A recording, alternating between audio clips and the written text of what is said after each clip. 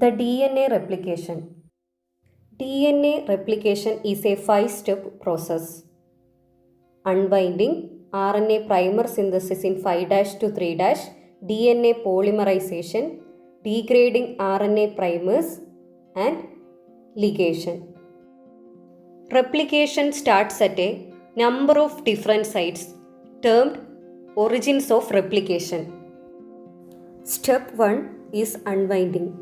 The DNA helix first must be unwound and the strands separated by breaking the hydrogen bonds between the nitrogenous bases.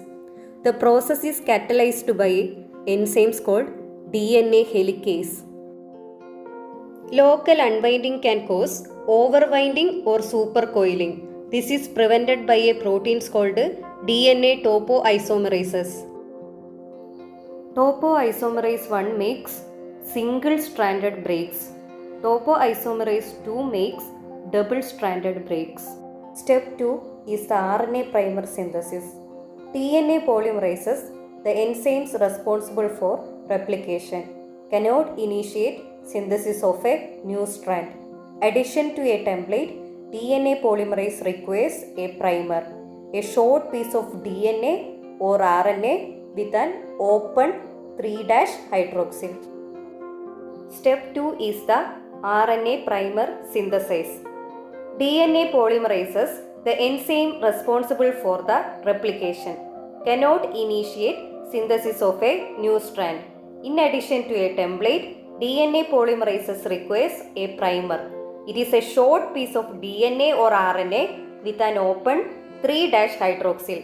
RNA primers are synthesized by an enzyme called RNA primase. RNA primase synthesizes a short RNA primer.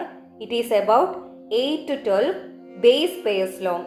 And the DNA polymerase delta and polymerase epsilon extend this primer approximately another 20 bases by adding deoxynucleotides.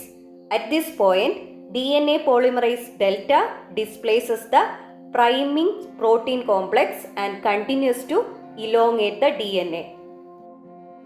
Step 3 is the DNA polymerization.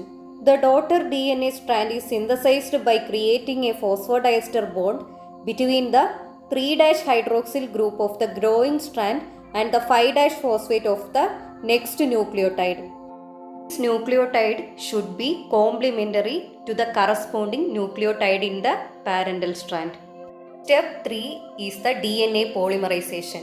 Replication proceeds in the 5' to 3' direction simultaneously on both parental strands. On one strand, polymerization proceeds continuously in the direction of the replication fork. The site of DNA unwinding, this is the leading strand. On the other strand called the lagging strand, replication also proceeds in the 5' to 3' direction, which is away from the replication fork in the lagging strand.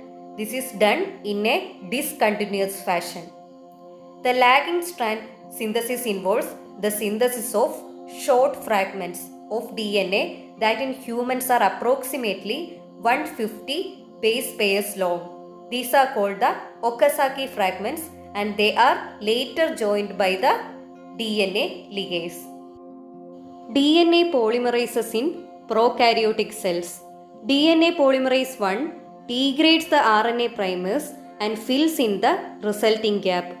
DNA polymerase 2 participates in DNA repair and DNA polymerase 3 does the majority of synthesis and proofreading.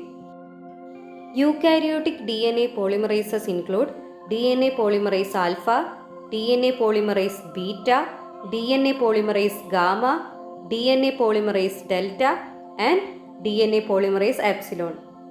The DNA polymerase alpha helps in priming and initial synthesis.